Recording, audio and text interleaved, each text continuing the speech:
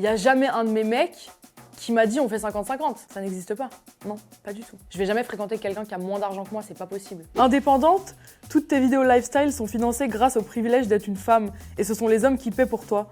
Nuance tes propos ou dis la même chose aux hommes et paie ta part. Alors ça vraiment c'est un commentaire mais d'une débilité profonde puisque je paye mon loyer, je paye mes billets d'avion, je paye mes vacances, je paye mes sacs à main, je paye mes vêtements, je paye ma nourriture, je paye ma vie en fait finalement. Personne paye pour moi. Mais j'aimerais bien, hein, c'est vrai. D'ailleurs si quelqu'un qui regarde cette vidéo veut bien financer ma vie, envoie-moi un DM, je te répondrai. Avec plaisir. Moi je pense que cette critique revient souvent tout simplement parce que les gens sont jaloux en fait et pour eux être une femme et être indépendante ça n'existe pas. Ça c'est juste le commentaire d'un homme frustré qui ne peut pas se payer ce que je me paye tout simplement. Honnêtement, je sais très bien que les Français en règle générale ont un problème avec l'argent. Ils sont pas très ouverts à ce niveau-là d'en parler.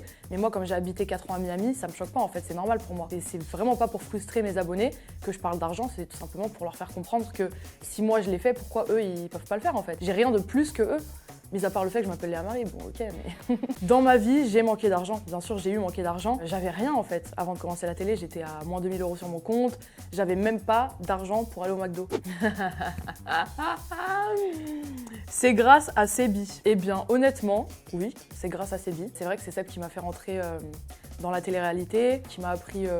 absolument tout dans le business. C'est aussi grâce à moi puisque c'est au fruit de mon travail également. Je reçois souvent ce commentaire, oui c'est grâce à Sebi puisque les gens nous suivent depuis le début je pense. Je suis restée 5 ans avec lui, on a grandi ensemble, on a fait des télés ensemble, donc oui.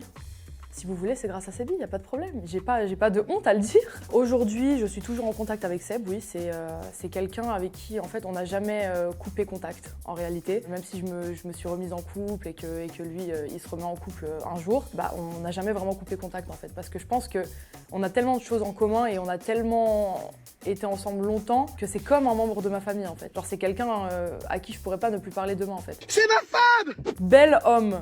J'ai répondu, ça me touche même pas un petit peu ce que tu dis. Mais alors en fait ce commentaire-là, je le trouve tellement ridicule. Je vois cette critique sous les posts de toutes les influenceuses françaises. Genre je sais pas, genre les gens adorent dire qu'on ressemble à des hommes. Mais ça me touche même pas un petit peu en fait. À la limite, t'aurais pu dire que je ressemblais à un homme quand j'avais ma mâchoire carrée, mais je l'ai fait limer donc pourquoi? Parce que j'avais un visage très carré et effectivement, je trouvais que mon visage il était masculin. Je lis les commentaires hein, mais ça me touche même pas un petit peu, genre vraiment c'est vrai. Alors pour moi la plateforme la plus toxique, non, c'est pas Snapchat, pour moi c'est TikTok. Ils adorent terminer les gens en fait.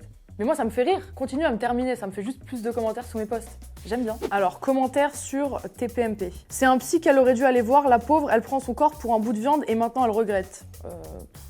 Oui, la seule chirurgie que je regrette, c'est effectivement le BBL que j'ai fait en 2018, puisque on m'a clairement raté, on m'a trop injecté dans les fesses. Donc oui, je regrette, mais sinon, tranquille, tout va bien dans ma vie tous les jours en fait. Genre, je ne regrette pas toutes les autres chirurgies que j'ai faites. Et je pense que quand tu me regardes maintenant et quand tu me regardes en 2019, quand j'ai commencé la télé, je pense quand même que I look better. Je me sens super bien dans ma peau. Honnêtement, j'ai jamais eu d'idéal de meuf, genre j'ai jamais voulu ressembler à quelqu'un en particulier. Je savais juste que je voulais changer sur mon corps. Par exemple, je savais quel était le nez de mes rêves, quelle était la mâchoire de mes rêves, comment je voulais que mon visage soit formé. Mais j'ai jamais pris exemple sur quelqu'un en fait. J'ai jamais dit à mon chirurgien oui, je veux ressembler à Kim Kardashian ou oui, je veux ressembler à telle ou telle personne. Je veux ressembler à moi en fait, c'est tout. Tous les jours, j'ai des commentaires qui me comparent à Georgina. Non mais vraiment tous les jours. Ça c'est vraiment un truc de ouf. Genre on m'a jamais autant dit que je ressemblais à quelqu'un. Je le prends pas mal, mais c'est une très belle femme. Mais je me trouve...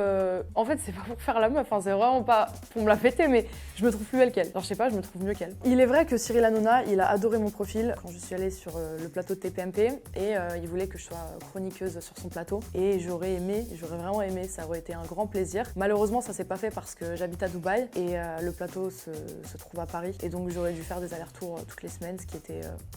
compliqué. Honnêtement, je me serais trop vue à la table en train de débattre. Genre vraiment, j'ai peur de personne, j'ai de la répartie, il y a vraiment rien qui me fait peur en fait. Ah mon dieu, qu'est-ce qu'il raconte encore? Rentabilité à 15%, n'importe quoi. En 2027, on sera limite en oversupply à Dubaï où je vis et bosse dans l'immobilier. Donc ce sera peut-être moins et sûrement pas plus. Et 40% de plus-value, ça reste plutôt rare. Pas impossible mais rare. Attention aux marchands de rêve. Alors, tu as faux. Je vais te dire quelque chose. Donc déjà, j'ai 4 appartements. J'en ai 3 à Miami et 1 à Dubaï, que j'ai acheté sur plan, qui n'est effectivement encore pas prêt. Je vous montre le building dans lequel j'ai investi. C'est donc celui-là, juste ici, à côté du grand. J'ai acheté donc un appartement au 8e étage pour avoir une pleine vue sur le faux lagon. C'est vraiment incroyable. Mes appartements à Miami, je les ai payés en moyenne 550 000 $ et aujourd'hui, ils valent 900 000 $. Donc j'ai fait une plus-value de environ 35-40%. Donc tu te trompes. Je sais ce que je raconte dans mes stories. Je pense que tu es juste nul en mathématiques. Pour moi, Dubaï, c'est exactement la même chose que Miami, voire mieux en fait. Pourquoi? Parce qu'à Miami, il y a les taxes. Moi, je paye les taxes de Floride et les taxes sur mon appartement. Donc du coup, voilà, il y a des impôts. Contrairement à Dubaï où il n'y en a pas. Donc en fait, c'est limite plus rentable d'acheter à Dubaï. La seule raison pour laquelle je pourrais acheter en France un jour, c'est si j'achète une maison ou un appartement à ma mère ou à mes grands-parents, à un membre de ma famille pour qu'ils vivent à l'intérieur. Mais je ne vais sûrement jamais aller acheter un appartement en France puisque le taux de rentabilité, il est très bas en fait. Il est à 3%, 2%, tandis qu'à Dubaï, on est plutôt à 8-9 et à Miami, 12-13%. Donc c'est quand même beaucoup plus intéressant. Vraie question, si tu dois repartir de zéro et que tu dois réussir sans ton corps, que ferais-tu? Il y a tellement de possibilités de faire de l'argent. Alors déjà pour commencer, je suis multimillionnaire et je ne pense pas avoir réussi avec mon corps mais plutôt avec ma tête puisqu'il y avait des stratégies bien particulières à avoir pour générer l'argent que j'ai généré. Je pense que même si je n'avais pas cette tête et ce corps, tout était dans le travail en fait. Tout le travail que j'ai effectué pendant des années sur les réseaux sociaux, sur Snapchat, les stories qu'on faisait tous les jours, etc. Si je devais refaire mon parcours, je ne changerais rien parce que je pense qu'il faut rien regretter dans la vie. Akira Kenshiro, je dis ton nom. J'espère que tu verras cette vidéo. PTDR, c'est juste du fake, plus personne n'y croit. Elle s'est fait virer de Dubaï car elle donnait comme les autres Nabila en premier une mauvaise image. Je me suis fait virer de Dubaï. Tu regardes mes stories tous les jours ou... J'habite à Dubaï en fait. J'ai ma Resident ID si tu veux l'avoir. J'ai un appartement. Je suis là-bas tous les jours donc si j'étais virée de Dubaï, je ne pourrais pas plus retourner sur le territoire. Donc non, rien n'est fake, désolé de te décevoir, ma vie est un film. De base, je détestais Dubaï, je ne voyais que par Miami, que par les États-Unis. Mais en fait, en octobre 2023, j'ai emménagé à Dubaï pour quelqu'un dont je ne citerai pas le nom, uniquement pour cette personne, puisque je détestais la ville. On est restés ensemble 7 ou 8 mois, je crois. Et du coup, j'ai décidé de rester là-bas tout simplement parce que tous mes amis se trouvaient là-bas. Et pour les opportunités business, je trouve ça top. Je ne trouve pas que les influenceurs aient donné une mauvaise image de Dubaï, je trouve plutôt que les influenceurs aient donné une magnifique image de Dubaï puisque tout le monde a envie d'y emménager maintenant. Et je sais pas, j'adore en fait. Le travail, ça se passe super bien, c'est très instagrammable et je ne paye pas d'impôts. Next! Maman, est-ce que toi, si tu es en couple, tu es pour le 50-50 ou pour toi c'est l'homme qui doit payer? Vraie question, moi je vais y répondre. Tu connais déjà la réponse? Il y a un des deux qui paye, mais c'est pas forcément l'homme. J'avais invité ma mère en vacances à Tenerife et j'avais posté un vlog sur YouTube et on avait eu une conversation avec ma mère. Elle disait que pour elle, si elle était en couple, c'était quand même à l'homme de payer le restaurant. Mais bon, après, si ça fait longtemps que t'es en couple avec quelqu'un, oui, tu peux faire des 50-50 de temps en temps. Et il y a quelqu'un qui a commenté ma vidéo. Pour moi, c'est à l'homme de payer la note au resto.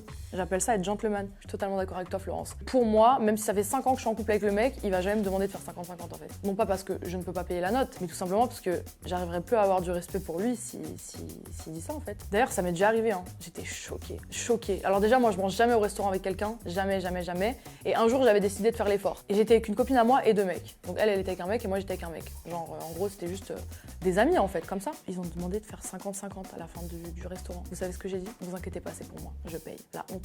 Rentre chez toi, je te bloque, tu me reverras pas. Même si on va en date pour la première fois, il n'y a pas de 50-50, c'est encore plus la honte justement. Moi, alors écoutez, hein, dans ma vie, j'ai été en couple pendant 9 ans, 3 ans, 5 ans et 8 mois. Il n'y a jamais un de mes mecs qui m'a dit on fait 50-50. Ça n'existe pas.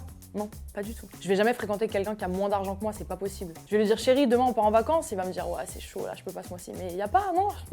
Qu'est-ce que tu me racontes? Je vais où je veux, quand je veux, je m'achète ce que je veux. Je peux pas, c'est pas possible. Qu'est-ce que ça fait d'être une femme millionnaire à 26 ans? Le champagne, il a juste meilleur goût, hein. Parce que c'est moi qui le paye. Seb, il m'avait prêté 100 000 $ pour que j'achète mon appartement. Et je lui avais rendu longtemps après en plus. Je manquais de cash à ce moment-là et je voulais acheter l'appartement absolument tout de suite parce qu'il était incroyable. Et Seb, il m'avait prêté 100 000 €. T'es qu'une bimbo en plastique sans cervelle. Oui, ce commentaire, je le reçois très souvent. Mais ça m'atteint pas parce que ça se voit que je suis pas une bimbo sans cervelle. Quand tu parles avec moi, je sais m'exprimer. Je pense que je m'exprime mieux que la plupart des gens qui ont fait de la télé-réalité d'ailleurs, sans être méchante. Je peux faire semblant des fois d'être bête, hein. Ça m'amuse, je ne le suis pas. Franchement, je viens de loin. J'ai jamais été une fille bête. Mais je suis quand même plus intelligente qu'avant puisque j'ai beaucoup appris, etc. Dans le business, j'ai pris en maturité. Et il faut savoir que moi, j'ai pas de diplôme. Voilà. J'ai pas le bac, j'ai pas le brevet. J'ai un CAP esthétique, cosmétique, parfumerie. J'ai connu la Hesse, oui. J'ai bossé dans des trucs terribles. Je ne pourrais jamais retourner là-bas de ma vie. Le pire endroit dans lequel j'ai bossé, franchement, hein, c'était une blanchisserie. Mais en fait, à la blanchisserie, il y avait les draps de la morgue. Et je devais trier les draps tachés et les draps non tachés. En plus, j'avais même pas de gants, je me rappelle, ils m'en avaient même pas donné. Il y avait des taches des fois jaunes, des fois oranges, je sais pas trop ce que c'était, j'ai vraiment pas envie de savoir. Mais c'était horrible. Qu'est-ce que j'ai fait aussi? Caissière chez Leclerc, à Quick. Bon, alors ça... horrible. Il y avait des protections de chaussures pour marcher parce qu'il y avait tellement d'huile par terre que sinon tu te cassais la gueule. J'ai fait quoi d'autre? Bah esthéticienne, ça c'était super ça.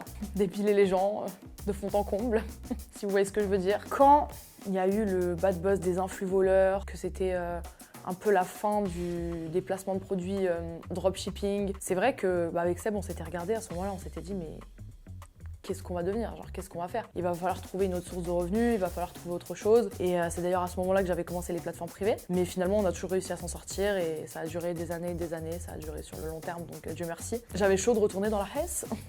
S'il te plaît, continue tes plateformes, Léa. Mais je continue les plateformes, je suis sur la plateforme Shopify aujourd'hui, si ça t'intéresse. Non, en réalité, moi maintenant, je me suis reconvertie dans le e-commerce, dans les business en ligne. J'ai plusieurs sites internet, j'ai plusieurs marques. Je ne regrette absolument pas d'avoir arrêté les plateformes privées. Vraiment, c'est la meilleure décision que j'ai pu prendre dans ma vie. J'ai 27 ans, au bout d'un moment, voilà, il faut faire d'autres choses. Et je voulais me prouver à moi-même que j'étais capable d'autre chose surtout.